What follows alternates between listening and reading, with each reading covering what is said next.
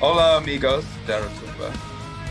You can tune in to listen to this interview with me, him from Sermon.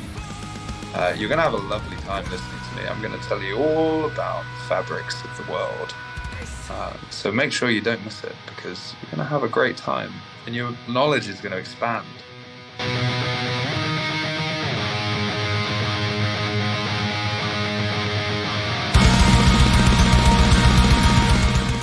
So finally, it has been announced the second release named of Golden Birds to be out by the end of March via Prosthetic Records. Hello to him, welcome, and thank you for being here. How are you? Yeah, really good. Thank you for taking the time to interview me. It's a pleasure. Well, I have several questions on my mind, but I think it's best to start by giving some context to the audience as to how Sermon started in the first place and what does the name represent. So if you could please elaborate on that. Sermon, Sermon started because my dad died and he had terminal cancer. And as a way of getting through watching him get sick, so where I guess when there's two things, actually dying and the dying process are very different things. And the dying process is a very painful thing to watch. And it took maybe a year. And I needed some way to not feel or feel like something good was coming from it, basically. And the way I did that was through music. And I've always written music, and I've known James a long time, and he was the person that he was the only person actually that I knew that could drum for this project. So I I wrote an album over those 12 months basically. And I mean, in reference to the name, I'm not sure the meaning of the name doesn't really come from why the band happened, but the meaning of the name is actually more just about human beings preaching to each other, essentially, in a wider sense. So it doesn't have to be about Christianity. It's really just about us influencing one another through a kind of practiced, gathered kind of state. You know, we ask people to come and listen to us in big crowds, and people will listen, and that's in the same way music does that in a kind of informal manner, I would say. So that's where the name came from. It's not really anything to do with religion, even though it does kind of sound church-like in places. Okay, this was your outlet for that grief or that loss of your father. But then Yeah. when this album was released, maybe the absence or the vanish of Sermon as a band that happened for a couple of years was also due to trying to find the new existential meaning or reason for Sermon to exist after that part was finished, I would say. Yeah. Yeah, I would agree. It's become something else.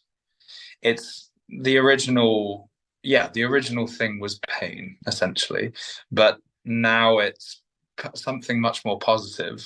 And it's, you know, this new album, the first album is very sad because I felt sad, whereas this new album is much more aggressive, because I felt angrier, I guess.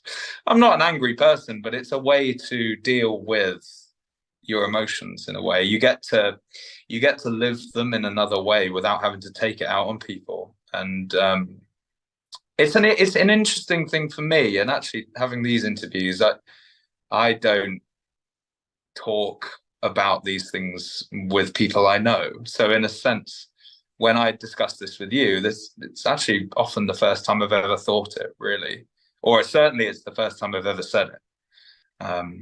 So it's taken on its own life, and it's becoming something more and more that I don't have much control over it, other than making the music itself. moving on to another question. Mhm. The idea of keeping the artist anonymity has been happening in Eastern music for decades. Yes. Names like Slipknot and Ghost among the most popular. Although we have seen this happening mostly with black metal bands, but in recent years, with names like Sermon, of course, and Sleep Token, for example, as well, there has Yes. been an increasing popularity in anonymous acts. Although with time, we have come to know the identity behind the masks from several of these artists. Yeah. But you, for the moment, are very protective of your own identity. So let me ask you, for you, what role plays your anonymity in your artistic outlet, and what does it mean to keep your real persona on parallel, or let's say, why the need for it? I think the popularity, we live in a world where every part of our lives is published. And I think if the music was attached to that part of my life, people would be very disappointed because I live a very normal, boring life. So that's the first thing. And I can see that there is a surge in these kind of things. But actually, the main reason for the anonymity with Sermon is really because of the work that I do in everyday life. And it's basically it's a client facing business. And I just had, when I was writing this thing and it started to get more serious, I just felt that if people Googled my name and saw me screaming on stage, they wouldn't take me seriously. But at the same time, I don't think my identity is going to be protected forever and indefinitely. I don't, it's not, there's just too much out there. People know too much already. So the identity, actually, when we played our first gig, I was very scared of being on stage because I've never been on stage, and it was supporting Opeth and Alcest. And it was like the mask gave me armor, and it was like protection, and it meant that I could step into this other person to do it, and it really does work. It's really interesting. It's really interesting the way that having a persona kind of works on the stage. So for now, I'm going to keep it, and actually, I think I don't look like the music I make either, so this kind of helps. As I said to you, I'm a boring man, really. Um, but this kind of looks like it sounds. So in that sense, the anonymity is a byproduct. Actually, I think what's really important is that the way the figure making this looks the way that it sounds, essentially. So for now, wearing this mask gives you the confidence that you may need for stepping to a live audience, maybe. Yes, in the musical world it does, but in my real life, it is something that my friends would certainly mock. Of course. Uh, I imagine you live a corporate life, I would say. But Somewhat, yeah. part. Okay, you do see in the future giving interviews with your face on cover. That's what you're saying, right? That might happen. But I quite like the masked feel of it. I think Let me, it helped me live another part of my life in a strange way. That sounds really stupid, but as I do it more, it makes more sense. well, let me tell you, as an interviewer, I also live another life that has nothing to do with this. And sometimes I would like to wear a mask because I don't like to see my face and these things. But it's also something that I enjoy doing, speaking with artists that I admire or Yeah. whose music I enjoy. Let's talk about your mask design. Why Yes. the golden mask face? Why the choice of Yeah. some gold? Um, so it was going to look very different. I had a designer who was a he works on films and stuff. I know the mask was actually a full head mask, but ultimately I couldn't sing in it, and that is a big problem. So he, it would have cost a lot more to kind of get it redeveloped and stuff. So I ended up finding a different solution myself, this is actually based on another mask from somewhere else. But I just then the sound of the album is very angry, so I decided that I'd destroy the mask and then coat it in gold. So if you can kind of see, there's a lot of deep cuts and things in it. And most importantly, there's a hole for me to actually be able to sing through, which is the main point. But I can imagine, actually, I was thinking about this, it might be quite good if every album has a different mask, maybe. And then on stage, I could have them all hanging there and change it whenever the songs from the relevant album kind of comes up. So I would just be changing faces throughout the gig. I think that would work quite well. And it's not something I've seen really on stage. Yeah, because if I remember correctly, for the first album, your mask was some sort of fabric or latex. I don't know. Yeah, actually, that was a big mistake of mine, really. We were playing, it wasn't supposed to be that way.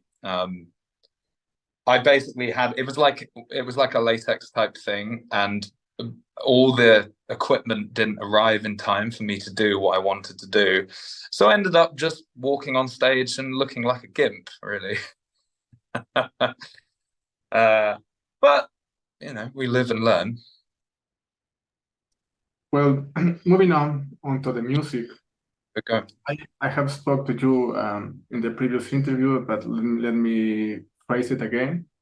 Yeah. What is interesting to me about Sermon is the creation of, I would say, catchy and interesting songs that are unbiased, that find its own way between opposite styles. For example, it's prog, but it's not the way that we are used to listen to that genre. It's doomy, it's melancholic, it's melodic, it's alternative, it's modern, it's all of that. So the sound is very peculiar in some way. And it's not easy to find a band that finds its own niche for a sound to exist. So how do you manage to work around different styles while not making it about styles or trends within heavy music? That's a good. You've really listened to Sermon, haven't you? I feel like, yeah, because sometimes you get interviews with people and they've never heard it.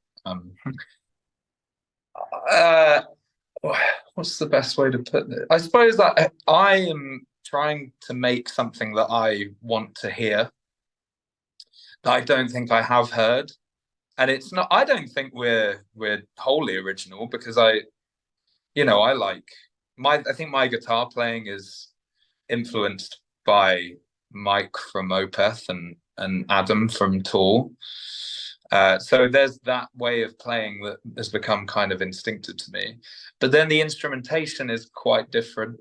I do very much like using Mellotron synths, which is kind of a prog thing. That's something I've stolen from King Crimson and Camel and stuff. I'm not really interested in riding the wave of technical kind of lots of time signatures and it being gent and chugging away. And I'm not actually that interested in technicality, really. What I'm interested in is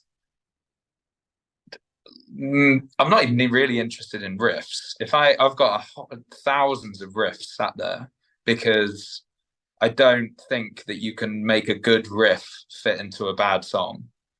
And if the riff is getting in the way of the song, then I'll just get rid of it.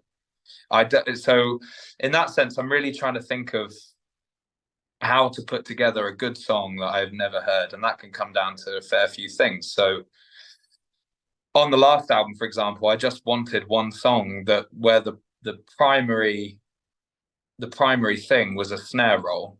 I just wanted the chorus to be snares, and I'd never really heard that from a metal band. So that was so I wanted that, so I did that. And I wanted one to just be about tribal toms. So that's chasm. So just make the focus of the song about that. So I don't know if I'm actually doing anything different in the world, but I am doing what I want to hear, if that makes sense. And sometimes that's based on me not hearing the thing I want to hear before. But then a lot of the parts and instruments and stuff is something that you could hear pretty much anywhere. We get compared quite a lot to Catatonia. I can see it. It's quite gothy. There's clean singing, and some of the vocals are almost like talking in a way, which is quite similar to them. But certainly with this new album, it's far more aggressive, far heavier. Have you listened? Have you got it? Yes, I specifically asked Nikki for the album to like get more context out of my questions. From my perspective, did you dislike it, or because it's okay if you did? no, I really enjoy it, and I will get into that later. But from my own perspective, you did find your own sound, and that's special, I would say. As for me as an audience, I do like a band that makes something authentic. I mean, I do hear Tool in here, and it was interesting that you mentioned Opeth, because one song on this album you're singing remind me of Mikkel. The song is The Distance. I think it's no Senescence. Senescence. Yeah, that's a very when I heard that back, I thought that sounds like actually, the place that I don't know whether I should tell you this because I don't know whether I'll get in trouble for it. But actually, the song that I wanted to make was, Earth Song by Michael Jackson. You heard that? Where it's like, and ooh. I don't know the lyrics, but I know the melody. But the chorus in that song is basically ahs and oohs. So I wanted to make a song with just a chorus of ahs and oohs, and Senescence is that song. But I would agree, the outcome of it sounds very Opethy because it's quite like a ballad. I don't know if I'm going to get in trouble for that, but it's not. I don't think so.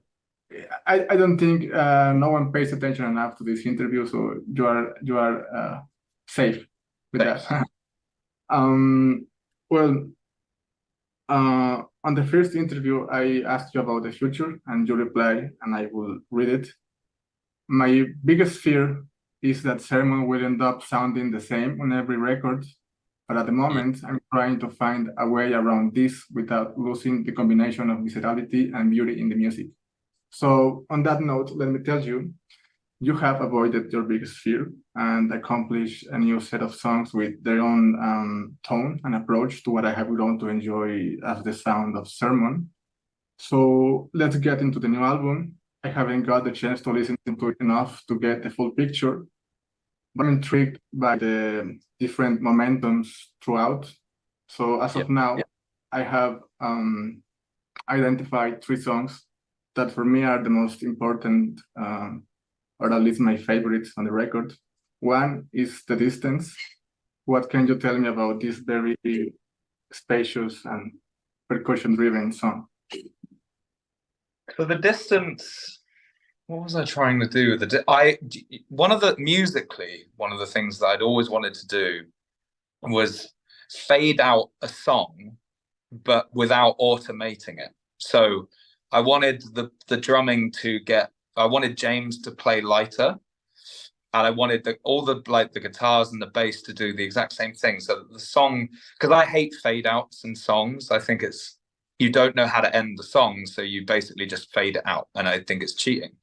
But I did think, well, maybe it would be cool if we did it as human beings to play it softer, but then the vocals singing over the top would stay the same.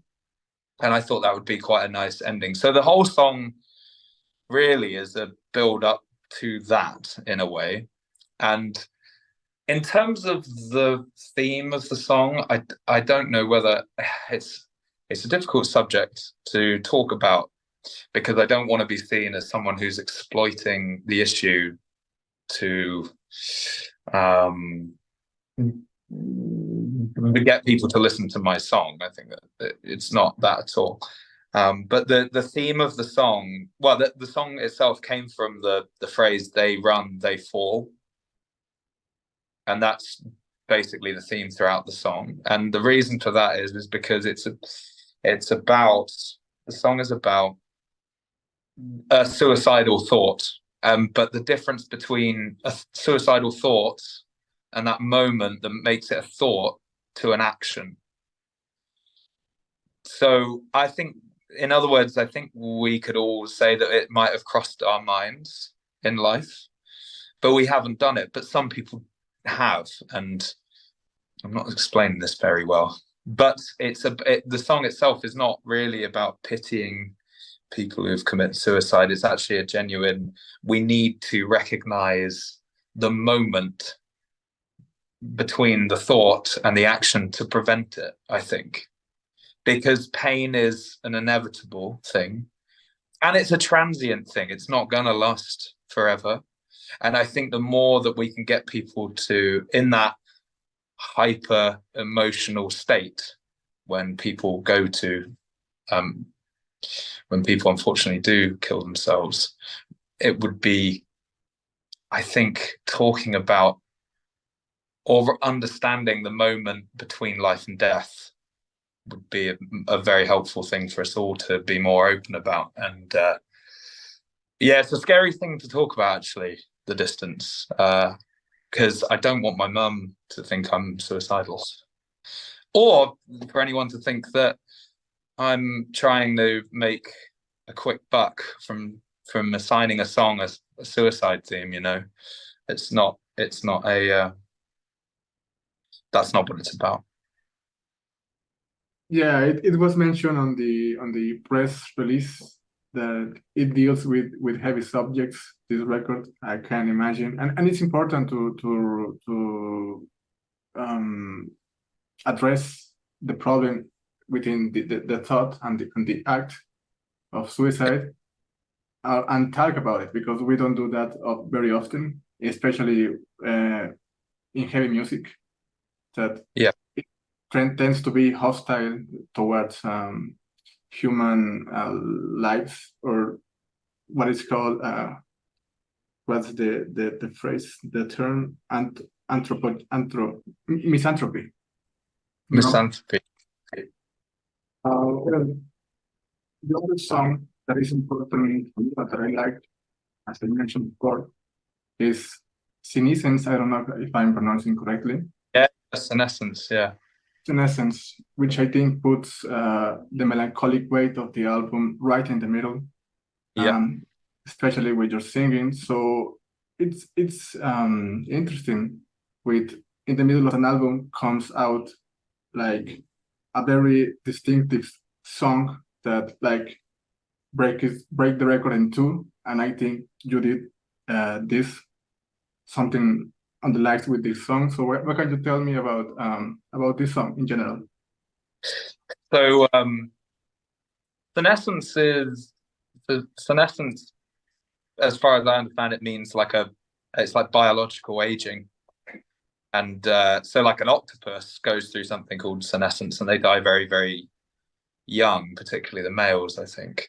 But in this song, it's actually more, it's about the planet biologically aging. And I'm not saying we're like Gojira and we're trying to save the world through that kind of thing. Not that I'd have a problem with it, but the whole album is about abuses of power. And one abuse of power I think we have is that we destroy the planet because we like having iPhones and nice cars and meat. And I mean, I do all these things. I am as guilty as everyone. So that thematically is what the song is about. The musically, I wanted, yeah, as I said, I really liked that Michael Jackson song, and I really wanted to do a chorus that didn't have any words. And I like the way he used the kind of the R's and the oohs as the chorus. I can't even remember how the song goes, but I think I do like. Actually, it didn't turn out how I wanted it to turn out. I like the song, but I think there's something maybe there's something missing from the ending potentially that could have happened. I still don't know what it is, and that's the curse of songwriting, really. It's a bit of it's an annoying companion, songwriting. It's like it doesn't leave you, but I do think it's better to just release something than to just hold on forever to it until it's perfect, because I just don't think you get any results that way. It's better to just kind of let go of it. But I do think that there's something missing, even though I think it's a good song. Are you a person who looks back into their songs and think something like, if I could do this different, I will do it in the future? Like try to fix the songs, looking back. Yes, definitely. Because and actually, on the next album, I would like some more time to listen to the whole thing and then go back and add some things, because you don't really know how it's going to come out until you get the mixes back. And Scott Atkins, who recorded and produced it, and mastered it, he's very good at that. He let me come back and put in some parts and stuff because I just felt I needed it. So yeah, I'm definitely that person. And through the process, how do you balance the idea of finding the right spot for a song, rhythmically, melodic wise, and keep searching for a better version of that? I think certainly the measure that I have is if I keep singing something to myself, whether it's a drum beat, whether it's a lyric, whether it's a guitar part or a melody. I do record some things because I'm like, that's catchy. Well, we need to remember that. But I think and I can feel I don't know anything about music theory. I don't know how to read music or write music or anything. I use my body and the way I feel it more than I think it. It's a gut feeling, as they say. Yeah. I can tell if something's not good, and I can tell if something needs a part, maybe. But I mean, I say all this, the album could be trashed by everyone, so I might not be good at that at all. But I think that I do. The third song that I would like to ask you, because Yeah. I did not expect a song like this, and I'm talking about the Departure song, especially at the end, because Yeah. okay, maybe the second half of the album, which is more groovy and guitar oriented, was like aiming towards this big bombastic finale. But Yes. in my opinion, Departure is your heaviest and fastest song, but at the same time, very it's very big in atmospheres and also in emotion. So how do you balance those two things? Again, I mean, I could be really wrong about everything that I intended to do, and it could be seen as, a failure. But what I intended is I wanted a song. I really want to find a way to make heavy things listenable for people. I know that sounds like a cheap goal, but I'm interested in that kind of like challenging sound. Like I think a blast beat is probably it's maybe the most extreme thing that you could put into music. And if I was to show one of my friends that song, they'd be like, "What? That sounds like the CD is skipping." But then as soon as the vocals come in, it's kind of catchy, right? And you can kind of almost sing along to it. So I wanted to do that, and there's only really one place for it on the album. The whole album starts off kind of intense, and then it gradually kind of lulls into senescence. and then the second half of the album builds up. And after Golden, it's quite intense at the end. So you wonder, how can it get any more than that? So the logical thing is to put a blast beat at the end of the album, and the whole song is basically blasting. So it makes sense to have it there, and I think the position of it in the album works really well because it's about as intense as I think you can get, and you can only really end on that. If it was track 3, it wouldn't make sense. It gives it power. Like, I try to think of writing songs not as songs, but you're writing it for a bigger piece of music, if you know what I mean. It's about the whole picture, not just the song. Well, with these answers, you have helped me understand better your music and maybe like feel it better. Let's talk about like the emotion behind the new album. Birth of the Marvellous came into existence through introspection and grieving the loss of a dear family member, your father, which then resulted in an emotional and cathartic record. Something similar could be said about the emotional transmission of the new record. This is my experience. But of Golden Birds comes from a different mindset, like you mentioned before, the abuses of power, the horrors of mankind, twisted morality.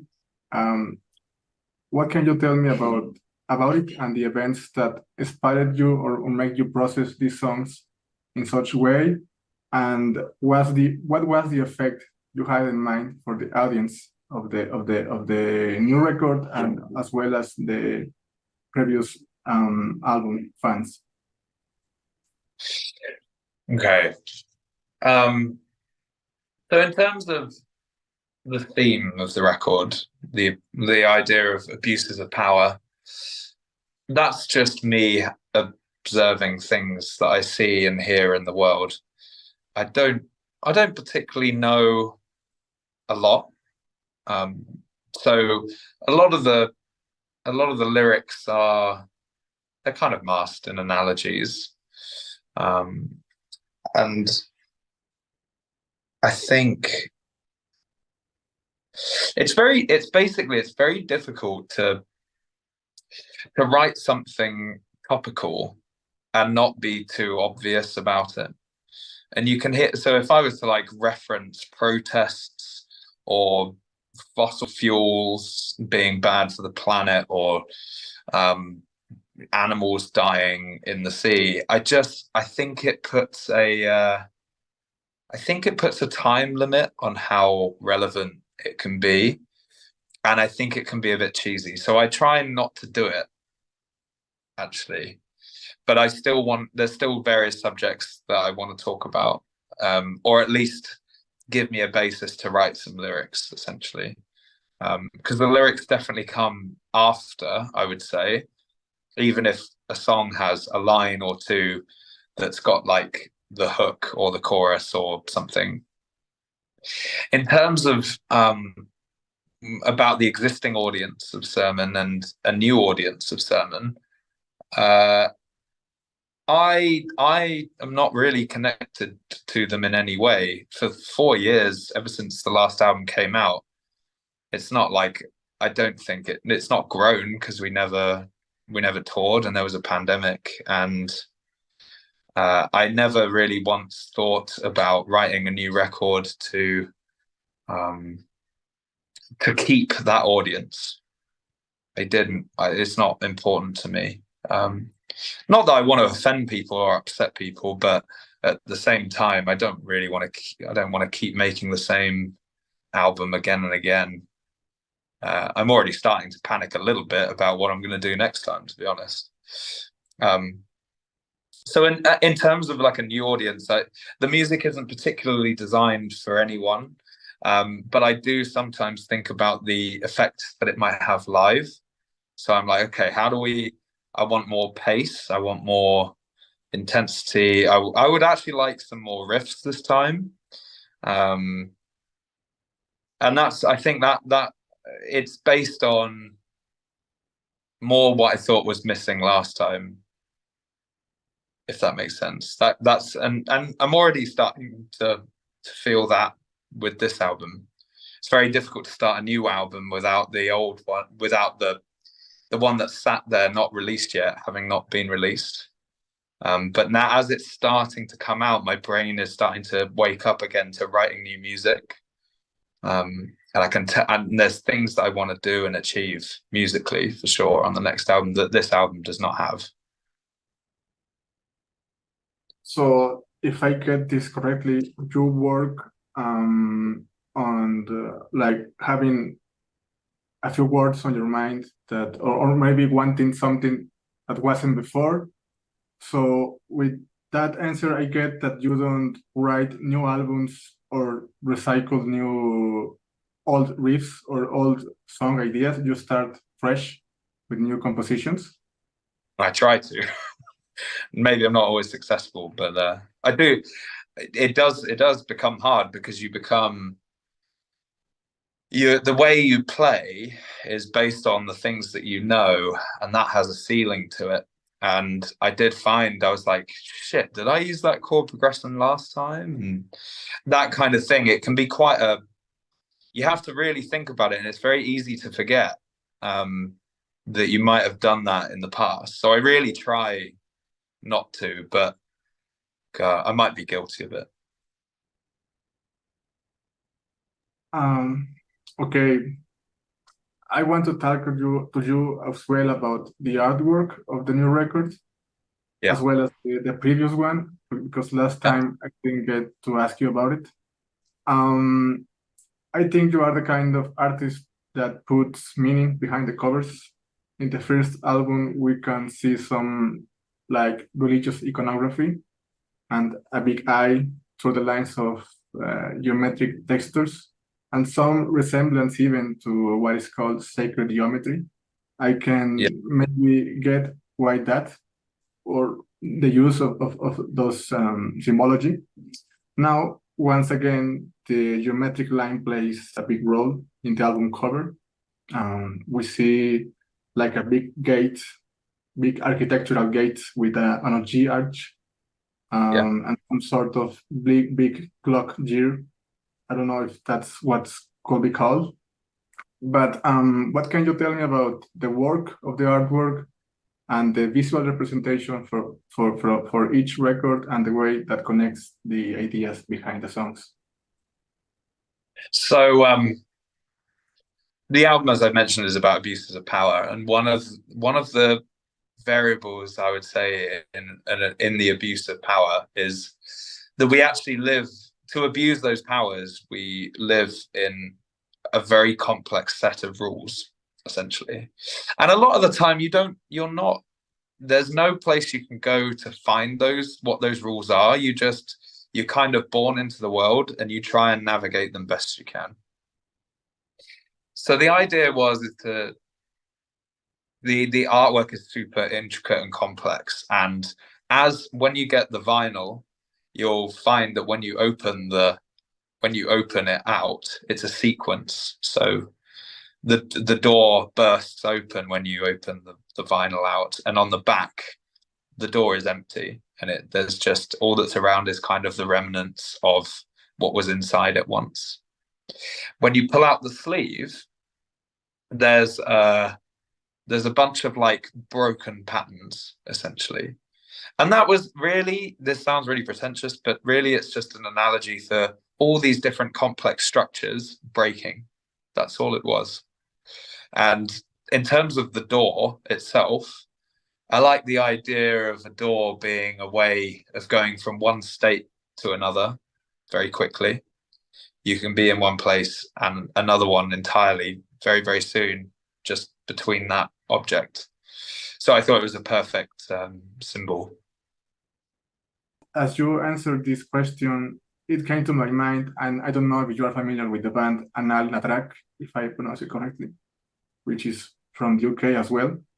But in an interview, they kind of mentioned, over the last record, they mentioned that one of the intention or the main goal on that record was to point out like the hypocrisy of what we consider to be good like in our own set of rules, but as well pointing out that we are not necessarily conditioning for good, just as the idea of good. Maybe that set of rules work for us like, how can I phrase this in English? Like a preconditioning of our own existence. Like we think that we are aware of our own behavior, but in the end, maybe we are not. We are just born into it, like this set of rules. And it's interesting to me to point out that sorts of circumstances in life. I think that's, in terms of morality, it changes from not just country to country. I could go to, I mean, let's say I went to Japan, for example, and I went into a restaurant or a bar or something, and I started like talking and like, just trying to chat to people. They would consider that not good. In some places, it would be a silence only rule. And so, but where I'm from, that's very polite to do, is to like talk to people. And I think that, I mean, even I live in London, and even if I'm to visit a small town, they have a very different idea about what good is and what wholesome is and what's right and what's wrong. And I would agree with, was it Anal Nafrat? Did you say that you interviewed? Yeah. I'd agree. It's a preconditioning. That said, I'm not hostile towards it, because I do believe pretty much the only measure I have of treating I really do aim to treat people like I would like to be treated. That's my only measure, really. And you could interpret that as good. That depends if the person on the receiving end likes it. If they don't like it, then it's probably not good. But I am quite self-aware, and I do think it's good that there is a preconditioning. I don't think it's a bad thing. But we misstep sometimes, and it's not perfect. It doesn't work everywhere you go. But if I had to choose against a society that tried to follow a structured set of rules and a society that didn't, I would choose the one that followed a set of rules, for sure. There's a safety in it somewhat, and I'm sure there are places in the world where they don't, and it is not good. Yes, it sure has to do with culture and the different cultures around the world. I'm a Mexican, and here we have our own issues, very big issues, but we tend, because we are living in difficulties most of the times, like corruption and political hypocrisy.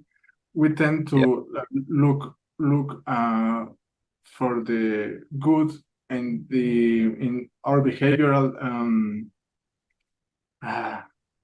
Sorry, it's just hard for me to phrase it in English. Your English is great, man. Like, it's better than my English. Well, I just want to close with that I mean, culturally wise, the goodness around it tends to change, but there's somehow like a dual morality, because I mean, supposedly the people in the hierarchy is like they work for the good of the people, right?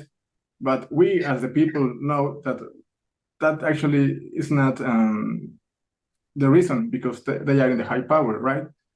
We know that, but like the general understanding of it is like, yeah, no, we exist for your own good, for like carefully guiding the masses towards their best I don't know, future as society. We know that that part is kind of broken in the system for most countries. I'm not saying it is for the whole world, but we accept that, you know, and I don't know, that's just my perception of things, and I have come to accept that that is just how the world work. But anyway, moving on. No. I think you're right. I guess it comes from people are just self-interested, I think. And you could go to a country like Norway or Denmark, and their lowest tax rate is like 40%. And because of that, all their police are paid well, their healthcare, their teachers, there's no need for corruption because everyone earns enough. And it's funny the way people view it over there when they pay tax. They're happy to pay in a way. I'm sure there's some people who aren't, but it creates this society where it kind of really is good for the people, their government. So I'm not saying it's devoid of corruption entirely, but they've got quite a strong society that really does aim to serve the people that live in it. And that is not the case everywhere.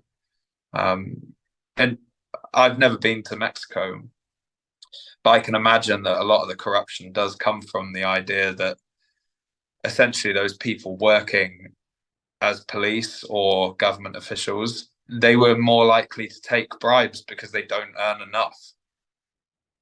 And for as long as that is the case, it will always happen, I think, because everyone is acting in their own self-interest. But then, I'm talking about this. I don't actually know anything. But that would be my guess. It's part of the conversation, and you are correct in your assumption of Mexico, because in exchange, as you mentioned, from Denmark and Norway, we are not very happy to pay taxes, high taxes, because we don't see the results that we want.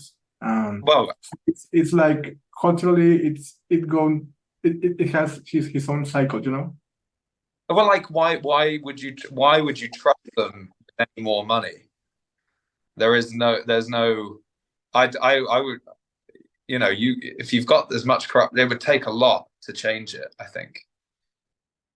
Because they're like, well, if I'm giving away almost half of my pay, and you're just, buying white peacocks and mountains of cocaine with it, like, Basically. why should I do that for you? So yeah, I think the attitude is different, and it's very dependent on the structure of the government, however it might be. I mean, in this country, it's not exactly going particularly well. It's the value of money here has gone down quite. This is a very strange non-metal conversation, but it's good. I like it. It's good. I have to say though, if this is actually being published, can we just caveat that I don't actually know anything at all? Sorry, do you want to cut which part? This part of the conversation? We don't have to cut it. I'm just saying, if people read this and think I'm some kind of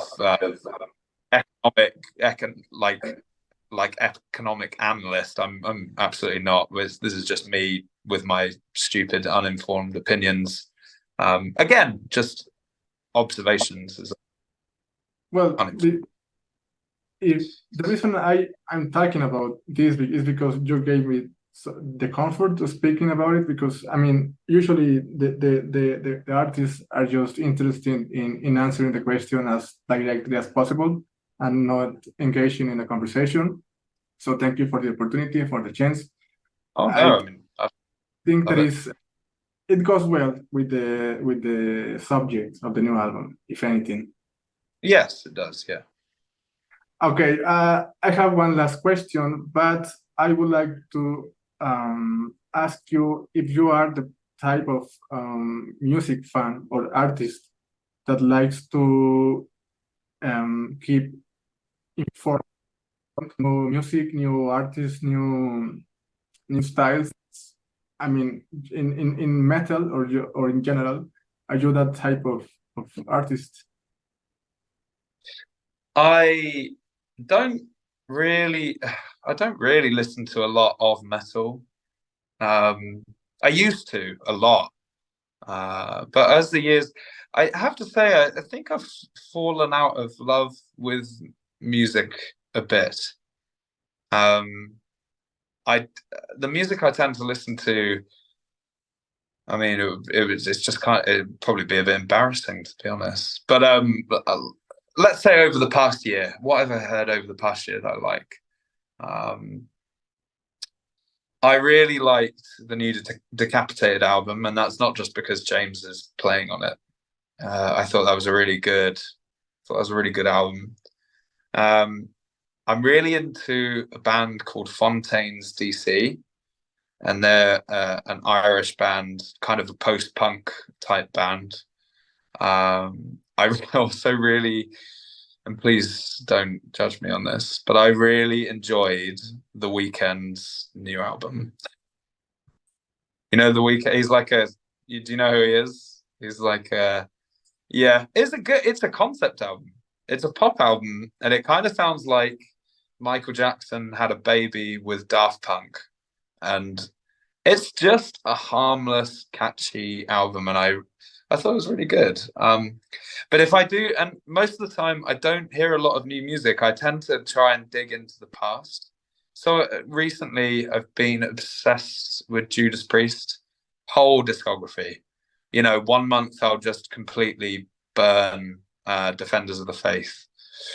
Um, and the next I'll go back to the kind of oh, how can I not? Sad Wings of is it Sad Wings of Destiny? The more proggy album, maybe it's like album 3 or something. I'm not sounding like a very good fan here, but I think it's one of the greatest metal albums of all time. That I can't remember the name of. Um, I like looking to the past. I always kind of have, and I used to really spend a lot of time looking up really rare prog rock bands, like really, like you couldn't find them.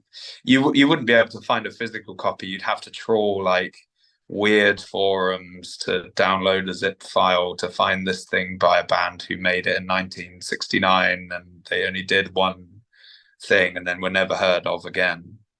I used to spend a lot of time doing that, but I don't really do it anymore. My brain is getting dumber as I get older. I'm a shit music fan, basically. Certainly lately. For what it's worth, I think that is important artists, especially with heavy music, that are informed of a lot of aspects of music. I did get the Weeknd reference for an artist like you because your music is catchy. I mean, it's heavy, it's very broad, but in the end, the catchiness is what attract most of us. At least speaking for myself. And I'm guessing that you are very enthusiastic of the new Opeth albums, like the proggier 7th-ish sound of the band. I actually I couldn't get through the new album. And the reason for that is that the song I just want a catchy song, basically. Whether it's a 10-minute long song, I just want hooks and stuff. I don't really care about technicality, really. I did very much like Pale Communion. I thought Sorceress was okay. Um, I I mean the new one, even though I couldn't get through it, I was like, you know what, this is cool. It's just not for me. The only one I really didn't like was Heritage because I just thought it was a mess. And I really like prog music, but it just sounded like the songs were just really like unfinished. They're not thoughtful. I used to love old Opeth. I mean, My Arms Your Hearse and Still Life for Me are and Blackwater Park are the top. That gave me my musical brain, I think. But at the same time, I really admire Mike from Opeth. I think he seems to me like someone who does not give a fuck what you think, and he does not care what his fans think. He just does what he wants to do, and I admire that more than if he just made me another Blackwater Park, even if I can't listen to it so much, because I think he's a treasure. But yeah, just some of the new albums aren't really for me. Last question is, if you could relate the subject or this new album, the Unbiased, as a whole, to another form, that another existing piece of work, being a movie, a book, a painting, what would that be and why? Something that wasn't music. Essentially. Okay. That's a good question. I've never thought of that before. What is it like? What is it? Actually, you know what? The title of the album is taken from the Oxford Book of Modern Verse, which is a collection of poems from very, very famous poets. And they're basically observations of everyday life.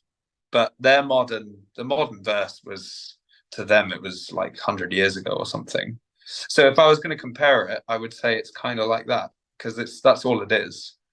It's just a series of observations. Thank you for the answer, because I tend to not ask about the name.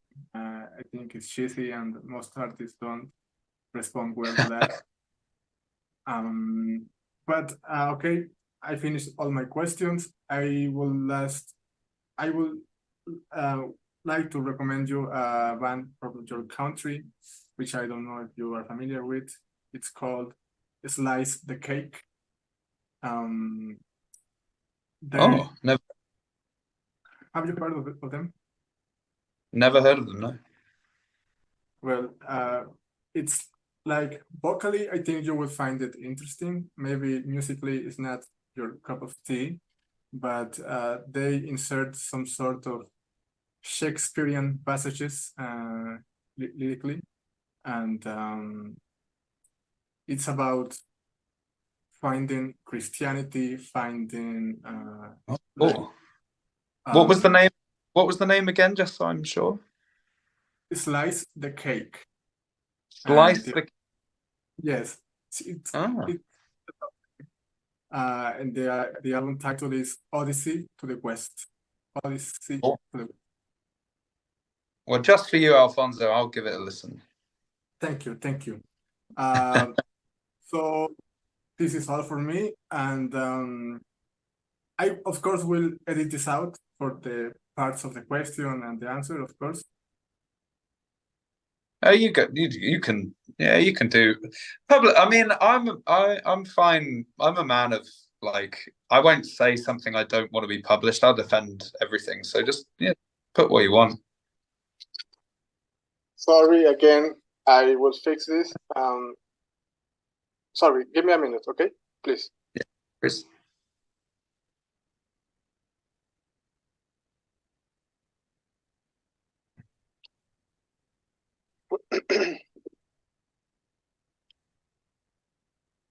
You can say I don't pay much attention to my work.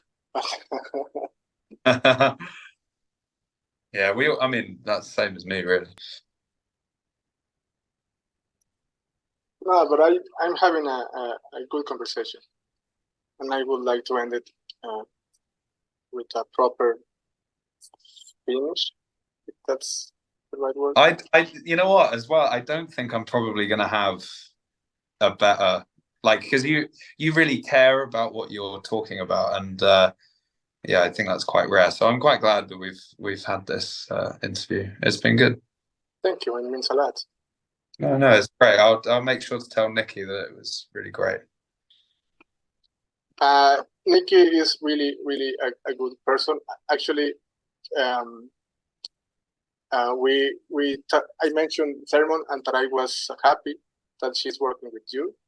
and she mentioned that her husband was like the one that made her work with you, something like you have to listen to them and work with them, Really? you can. So She didn't. people care. I get on really well with Nikki. I think we're becoming kind of friends. So yeah, she's great. But I did. She never told me that. She never told me. So that's cool. No, that's really sweet. Maybe she was keeping the work ethic aside. Okay. So please, if you have any last words for the audience that you want to say, please do. I buy the album because I need your money desperately. Then I won't have to wear this mask anymore, and that'll be great. Well, I'm looking forward to the next record, and I know it's too soon. I still have a lot of listening to the album. Our team, our blog, will do a review soon.